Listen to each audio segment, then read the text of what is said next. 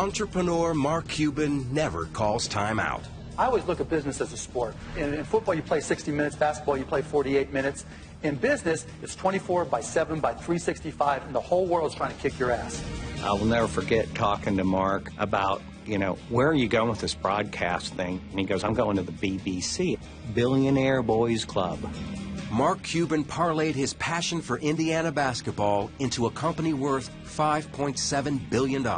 The day that Broadcast.com was sold to Yahoo, I think a lot of folks felt like we had hit the lottery twice. Over the last 20 years, I've always been about what's new, what's next, and how am I getting there first. The unorthodox entrepreneur has disrupted every business he touched. He said, we got to blow this up. This is not what I want. Rip everything out and start again. He's been slammed, eliminated, Mark Cuban, furious, and investigated. Mark Cuban, ordered to appear before the SEC. But almost always comes out on top. He is smart, meaning one of the smartest people. But he also, you could make the argument, was one of the luckiest people in the age of the internet. Somebody has got to be the luckiest person in the world. Somebody's got to be, right? It's you. And I'm just glad it's me,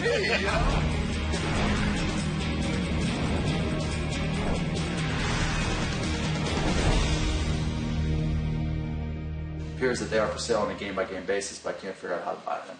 Mark Cuban got in at the beginning of the internet boom, and it served him well. His gold mine was called Broadcast.com, one of the first internet sites to stream events live. Everything from Victoria's Secret models to countless sporting events. gets the slot, hits the post. We were the first ones to scale internet broadcasting, to take 500 radio stations and broadcast them on the internet, 100 television stations, earnings calls, product launches, college football games, deals with the NHL, Major League Baseball. I mean, we had really become a broadcast network on the internet. The fiercely independent entrepreneur has blazed a trail into TV, movies, NBA ownership, and he even stars on a TV show, though he declined to participate in this one. Mark has been an entrepreneur from the moment the word was invented, before it meant drug dealer. Mark Cuban was born in Pittsburgh, Pennsylvania, and grew up in a suburb called Mount Lebanon. From the get-go, Cuban was a moneymaker, selling trash bags, newspapers, and even postage stamps. I started a stamp company. I started with a quarter and bought a stamp and left with $50, thinking, hey, if I could do this, I could do anything. By the time he was 16, he had already built a reputation. Brian Cuban is his younger brother. I remember Mark being given $5,000 by one of our neighbors to go buy stamps in New York with my father. He was always the entrepreneur at stamp shows. But that just shows you, at that age, what people thought of his ability to make money. That skill only grew at Indiana University. The tireless business major taught disco, started a chain letter, and decided to run a bar if he could come up with $15,000. Evan Williams was an engineer at General Motors who played on the school rugby club with Mark Cuban. He was at my house one day. He was calling banks to try to get a loan so he could buy this bar. So on my way out, I said, hey, Mark, if you have any problems getting that loan, just give me a call. 2 days later, he goes, hey, Ev. So I ended up, late 1979, loaning Mark $15,000 so he could buy a bar in Bloomington. Cuban awarded Williams stock certificate #1, and within months opened his bar, Motley's. Wayne Winston teaches graduate statistics at Indiana University. In my over 35 years of teaching, I've never had a student really start a business while they were an undergrad or an MBA here on campus, and he started Motley's, which became by far, I think, the best bar in town. The business model he used in Motley's is very close to the same business models he used in his next 2 or 3 businesses. He always would have 51% of it, even though he didn't put up any of his own money, but no one really complained because he was the one that built up the business. Until it came crashing down after a wet T-shirt contest. It's pretty common knowledge around town. An underage girl won a wet T-shirt contest, and so I think that hurt the future of the bar, let's put it that way. Cuban graduated and soon landed in Dallas. Within a year, the born entrepreneur launched Micro Solutions, providing software, hardware, and training to businesses at the dawn of the PC revolution. It was a family affair. Mark goes, you come work for me. So I said, fine. So my first day at work, I'm a big lawyer. I show up in my suit and tie. And he goes, why are you wearing that? Well, come to work for you at Micro Solutions. He goes, no, go home and change, put on your crappy clothes and your jeans. You're in the stock room. Mark doesn't give you anything. You have to learn it and earn it. Mark Cuban learned the computer business fast, and in 7 years sold his company to CompuServe for $6 million. And I retired. And you retired. And what did you do with that money, your biggest purchase? My biggest purchase, I bought a lifetime pass on American Airlines, and I had one mission in mind. I wanted to be able to go to as many countries around the world as I could and get drunk with as many people as I possibly could, and I was so good at it.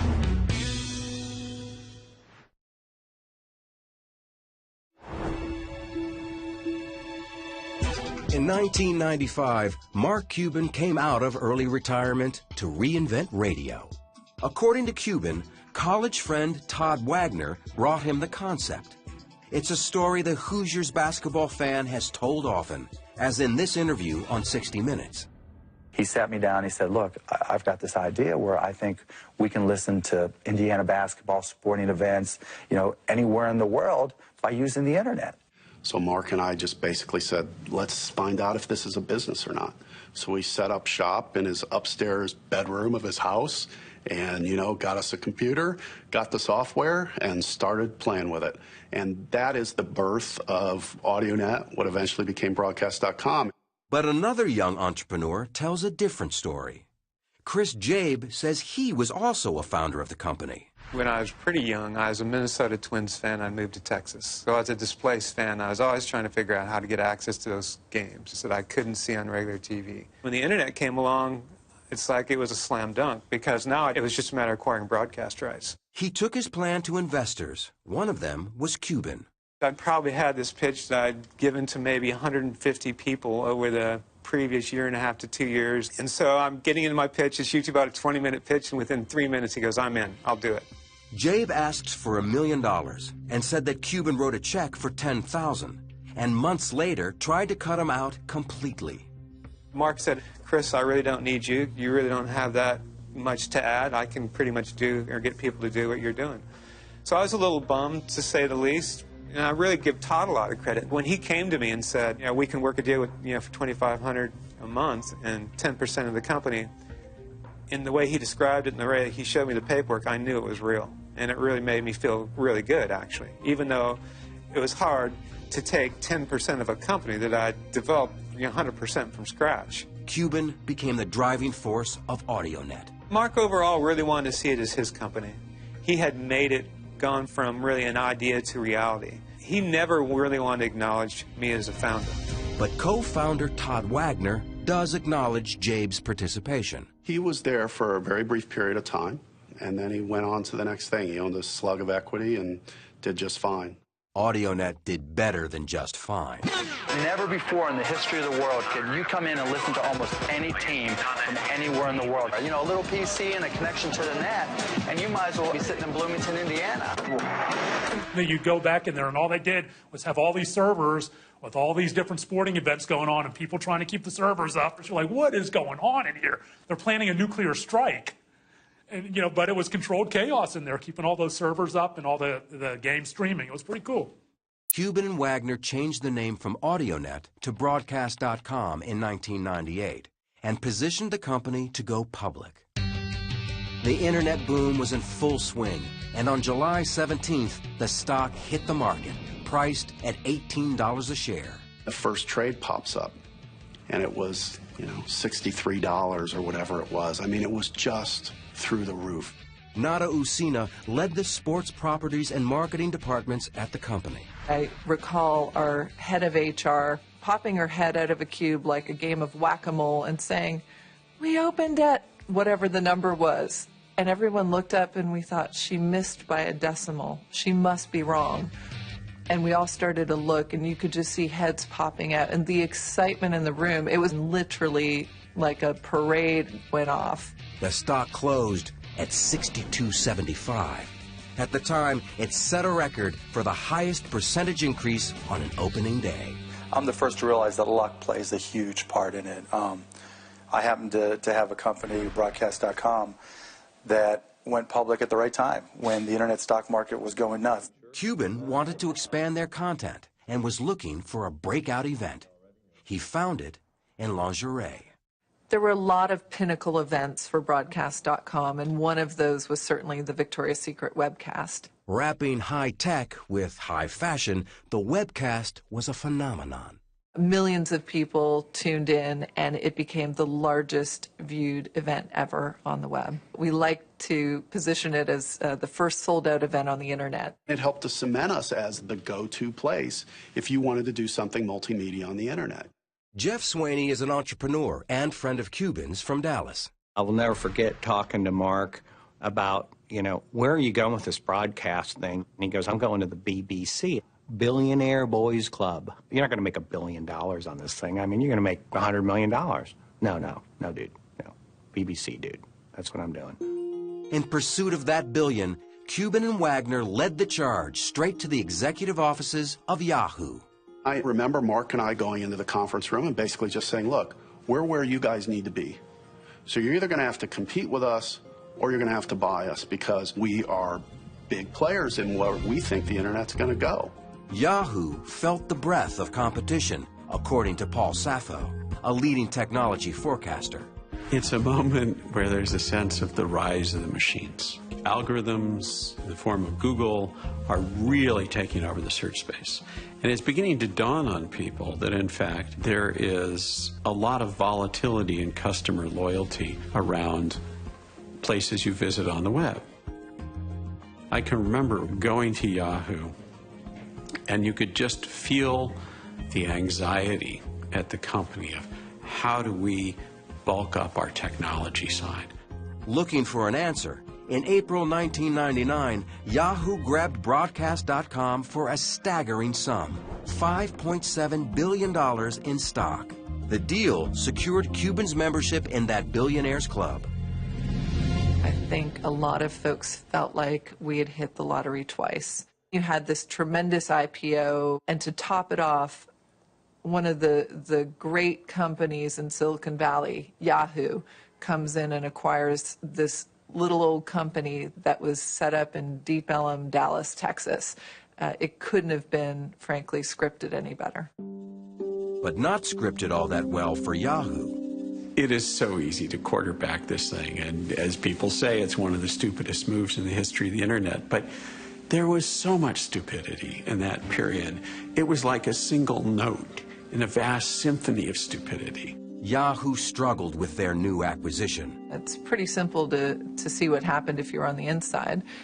You had a $5 billion acquisition handed to a number of NBAs who had never actually integrated anything before. Yahoo really took a pounding. They took their eye off the ball of search, which opened the door for Google, who smoked them. Within months of the buyout, Cuban protected his stock by buying puts and calls against his interest and began to cash out, buying a 24,000 square foot mansion and a $41 million jet. But his next purchase would be the billionaire's prized possession.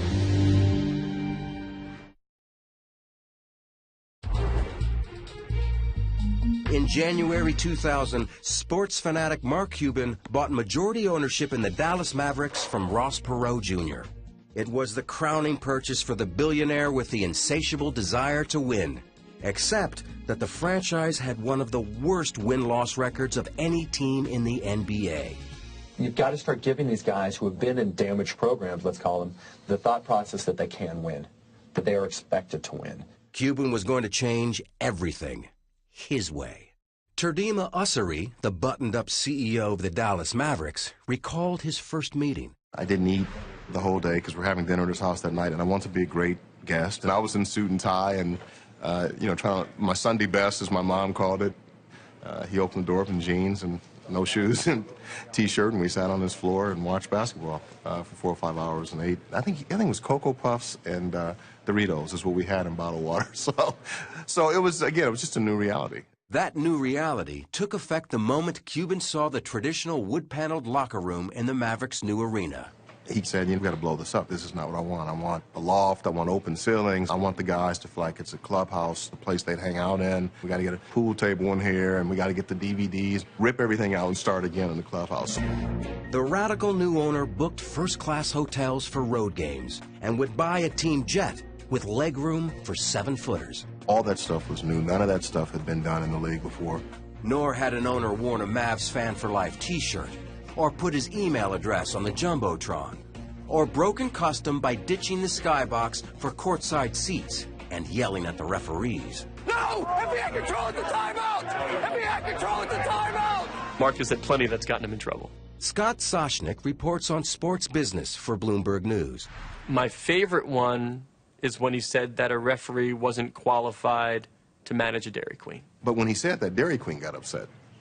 They wanted Mark to know that their managers are highly trained, highly skilled folks. And so the guy challenged Mark to come down and serve ice cream and to see how difficult it really was. There were probably 6 helicopters hovering above this poor Dairy Queen. There were probably 3,000 people outside, and he was there dishing out ice cream. He's a very, very smart marketing guy, and if he can turn a negative into a positive, he will. But Cuban's courtside criticism was a negative for David Stern, the longtime commissioner of the NBA. I think Mark was very impatient when he first became an owner because he strives for perfection. And he expressed his views in that regard. It wasn't a constructive enterprise to publicly criticize our officials, and it's prohibited by our rules. Those rules resulted in Cuban's first fine of $5,000, followed by fines of $15,000, $25,000, $250,000, $100,000, $10,000, and $100,000 again, all in his first full season as an owner. My job is to stand up for my guys, and if I think something's wrong, I'm going to do something about it. Reporter John Swartz followed Cuban's career for 13 years. That connects with people. You don't see that among many billionaires. They think they have to act a certain way. I don't think he cares. I think he honestly just could give a damn what anyone thinks about him.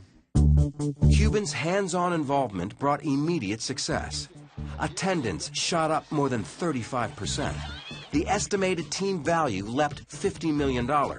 And the Mavericks went to the playoffs in 2001 for the first time in over 10 years. Before he owned the Dallas Mavericks, they were the laughingstock of the NBA. They were winning 15 games a year. Once he took over, their winning percentage has got to be one of the best. It's got to be in the top 5.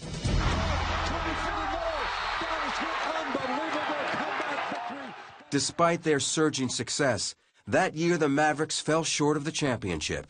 And success for Cuban in the film and TV business was also proving elusive. At the dawn of HD TV in 2001, he launched the first high-definition television network called HDNet, as he explained to Charlie Rose. We're available on cable, we're available on satellite, but viewers can go knowing that not only are they going to get great entertainment, but they're going to get great entertainment in the best possible picture quality. The network sputtered, barely reaching 350,000 homes in its first year. Cuban hit pause long enough to marry longtime girlfriend Tiffany Stewart, throwing a reception bash on his home court, the American Airlines Center. By 2003, he re-teamed with Todd Wagner and plunged into the movie business. We bought Landmark Theaters, which was a national independent theater chain. We invested and then bought Magnolia Pictures, a theatrical distribution company. We built on a home entertainment unit as well to that. And all of a sudden, we had built a vertically integrated media company, meaning we had production, distribution, and exhibition all under one roof, in a way that, frankly, we had not seen done before. It gave Cuban the pieces to shake up the movie business by releasing a film in theaters, on DVD, and TV simultaneously. Andy Fixmer is an entertainment reporter for Bloomberg News. Back then, nobody was doing this. Nobody even thought that you would dare put a movie on television before it was released in theaters. It just wasn't done. Cuban's movies met with mixed success. Some films, like Good Night and Good Luck, had found critical acclaim and a niche audience, while others struggled. And there was a disappointment again on the basketball court. Star Dirk Nowitzki led the team into the finals in 2006. The Mavs were up 2-0 when momentum suddenly shifted. And the team dropped 3 straight. Cuban was livid. Cuban, furious. When he was pissed, he may as well have been Satan. The players literally ran the other way in the locker room. The Miami Heat are champions of the basketball world! After their collapse in the championship, Nowitzki publicly called for Cuban to control his temper. For the owner who hated to lose, the loss was pure devastation. I believe he didn't leave the house for 3 weeks, and he became a shut-in. So what did it cost him? It cost him his dream. Really, his dream was to turn the Mavericks into champions.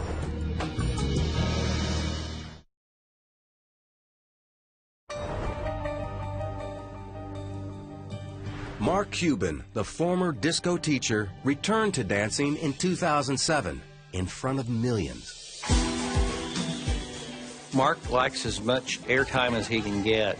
As long as it's fun and it's entertainment for him, he's going to do it. He appeared on almost anything, even hosting his own reality show, The Benefactor, canceled after 1 season.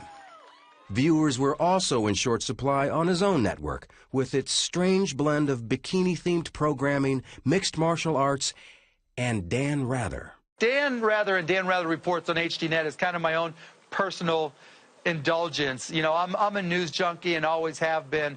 Dan Rather was doing a show for them, which was actually very good, but the rest of it was just like a Sargasso Sea of just crap. Cuban had more troubles looming. The Securities and Exchange Commission filed a suit against him. We're going to turn now to the crackdown on insider trading, and it has ensnared billionaire Mark Cuban. The SEC alleged that Cuban dumped 600,000 shares of Mama.com as an insider trade. The 2008 lawsuit from the SEC says he sold shares of the company ahead of the company's own plans to sell more discounted shares to investors and avoided $750,000 worth of losses. On his blog, Cuban stated the claims were false. The suit was dismissed in district court, but the SEC appealed and the case was reinstated in 2010. While Cuban battled in the courtroom, he also prepared for battle on the basketball court. He dealt for key players, hired a new coach, and in 2011, the Mavericks fought their way back to the finals. Surprising everyone, the loudmouth behind the team bench went silent. It was different. I mean, still people went up and talked to him, but he said, not today, not me, talk to the players. With Mark in the background, it was this other guy, Dirk Nowitzki, and the team that Mark had assembled that in the end was able to win. What he's always dreamed of.